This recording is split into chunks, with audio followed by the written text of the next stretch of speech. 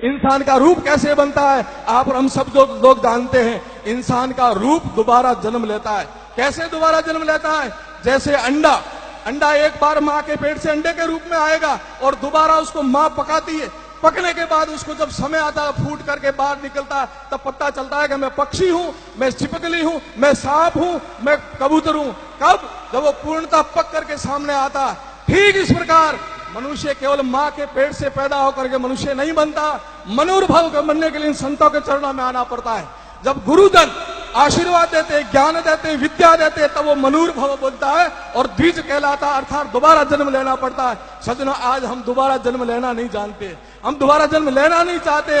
हम तो जन्मते भगवान बन बैठे, हम बनते जन्म लेते ही हम अहंकार से फूल बैठते। मेरे से बड़ा कोई व्यक्ति नहीं, मेरे से ज्यादा विद्वान कोई नहीं, मेरे से ज्यादा कोई पूजनीय नहीं है, मेरे से ज्यादा कोई संपन्न नहीं है। ये जो अहंकार का घड़ा होता है ना, वो व्यक्ति को आगे नहीं बढ़ने देता। हमने पूर्व जन्म में कर्म बहुत अच्छे किए रहे, जिसे हिंदू समाज मिला, हिंदुस्तान मिला।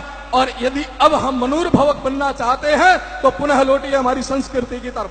आइए ऋषियों के चरणों में, आइए शास्त्रों के पास में, और आपको मनुष्य बना करके आपके जीवन की यात्रा को आगे शुरू करेंगे। बस आज जो झगड़ा है मनुष्य का, वो केवल मात्र इस बात है कि हम मनुष्य बनना नहीं चाहते। हम लखपति बनना चाहते हैं, करोड़पति बनना चाहते हैं, हम नेता बनना चाहते हैं, हम अभिनेता बनना चाहते हैं, परंतु हम मनुष्य बनना नहीं चाहते। मनुष्य वो बनता है जिसके जीवन में त्याग हो। मनुष्य वो बनता है जो सेवा करके सर्वोपरि अपने को मानता है। मैं 4 कोटेशन आपको कहना चाहता हूं।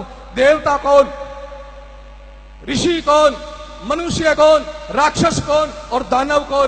देवता वो यो ददाति स देव, वो जो सब कुछ देने की क्षमता रखते हुए देव होते हैं। रामदेव जी, बाबू जी, गोगा जी, अन्य कितनों के नाम ले लें, जिन्होंने धर्म, संस्कृति, गाय सबके लिए अपने प्राणों को न्योछावर किए हुए सब देवता आज लोक देवताओं के रूप में पूजे जाते हैं। मनुष्य कौन? आप कहेंगे हम सब लोग मनुष्य नहीं, मनुष्य वो नहीं जो यहाँ सेवा करोति सह मनुष्य, जो सेवा करने में अपने को सदा तत्पर रखता है, वो मनुष्य की श्रेणी में आता है। क्या हम लोग सेवा करते हैं? तो हम मनुष्य सेवा करके भी सजना कभी भी फल मत चाहना।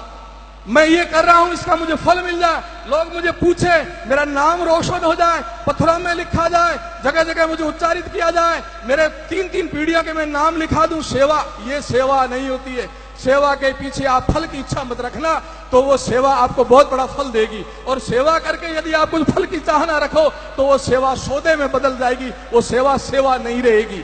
तो मनुष्य बनना है तो सेवा करो। अब 2 श्रेणियां हमारी रही है, वो एक दानव और राक्षस। वो आज विश्व में सबसे ज्यादा है। कौन सी? दानव, यानी शोषण करने की जो प्रेरणा। भाई का भी खा जाऊं, पड़ोसी का खा जाऊं, दूसरे की दुकान अच्छी चल रही उसकी कैसे मैं डाउन कराऊं, ये जो वृत्तियां हैं ये सारी की साथ दानव वृत्तियां होती है। ये मनुष्य की वृत्तियां नहीं है। शोषण करना, यह शोषण करोति सा दानव। और अंतिम में बात कहना चाहता हूं, जो वृत्ति हमारे अंदर पैदा होती है वो है राक्षस वृत्ति। आज दुनिया में सबसे कोई दुखी करने वाली वृत्ति है, सब दुनिया को हिला करके अंदर से बहुत प्रताड़ित करने वाली वो है, जो आप देखते होंगे व्हाट्सएप पर, आप देखते होंगे फेसबुक पर, किस प्रकार से घिनौनी हरकतें की जाती है, किस प्रकार लोगों को काटा जा रहा है, किस प्रकार गाय को और अबला को, अनाथ को किस प्रकार परेशान किया जाता। वो जो वृत्ति होती है वो राक्षस वृत्ति है। वो किसी जाति की वृत्ति नहीं होती, किसी समाज की वृत्ति नहीं होती। जो राक्षस होता है वो राक्षस ही रहता है। और आज हम सब लोग दुनिया में इन राक्षसों से परेशान हो गया। जगो ऋषियों की औलादे, जगो इन संतों के शिष्यों, जगो देवताओं की औलादे, इन राक्षसों के मुंह बंद करने हैं। इन राक्षसों को जवाब देना है कि मनोरभव, मनुष्य बनो, तो पुनः भारत की धरती पर आओ, हिंदुस्तान की संस्कृति को स्वीकार करो, हिंदुत्व को स्वीकार करो। और अंत में मैंने कहा था कि गर्व से कहो हम राजस्थानी हैं। पूरे विश्व को देखो और एक भारत को देखो, बरोबर की बात है। मैं हम पूज्य बाप जी से निवेदन कर रहा था कि बाप जी विदेश की यात्रा का प्रतापपुर जी कोई जरूरत नहीं है। क्यों? कि भारत पूरे को देख लो और पूरी दुनिया को देख लो। मैंने बाप जी को प्रणाम करके कहा, मैंने बाप जी बिल्कुल 100% सही बात है। भारत के अंदर कौन सा ऐसा क्षेत्र है, देखिए भौगोलिक स्थिति से, पठार यहाँ, नदियां यहाँ, जंगल यहाँ, बर्फ यहाँ, रेगिस्तान यहाँ, 12 मास बरसात होने वाला क्षेत्र यहाँ। दुनिया में ऐसा कोई देश नहीं। भारत को देख लो, पूरी दुनिया को देख लिया। ठीक इसी प्रकार यदि भारत को देखना है तो सबसे पहले राजस्थान को देख लो आप। राजस्थान का ऐसा कौन सा क्षेत्र है जिसको देखने से आपका भारत का स्वरूप नहीं दिखता है? राजस्थान में भी यही स्थितियां, कहीं पठार है, कहीं नदियां हैं, कहीं जंगल है, कहीं झरने हैं, कहीं रेगिस्तान है, कहीं कुछ है। तो ये सारा का सारा स्वरूप पूरा का पूरा मेरे राजस्थान के अंदर समर्पित होता है। और राजस्थानियों को देख लो, पूरे हिंदुस्तानियों को देख लो आप, जिसके सर पर पगड़ी हो, मूसा पर तान हो और गर्व से कह के मैं राजस्थानी हो, तो वो संस्कृति में धरा से जुड़ी हुई आवाज निकलती है। हिंदुस्तानी की पहचान ये होती है, जिसके सर पर चोटी हो, मुझे तुलसाराम जी बाप जी विराजे, जनेऊ जिसके गले में हो, चोटी जिसके सिर पर हो, वही हमारा प्रतीक है कि हिंदुस्तानी की पहचान क्या है। अरे मित्रा, मुझे थोड़ा शर्मिंदा मत करो आप, चोटी रखने से शर्म मत करो आप। चोटी आपके पुरखों ने बड़ी मेहनत से पाई थी।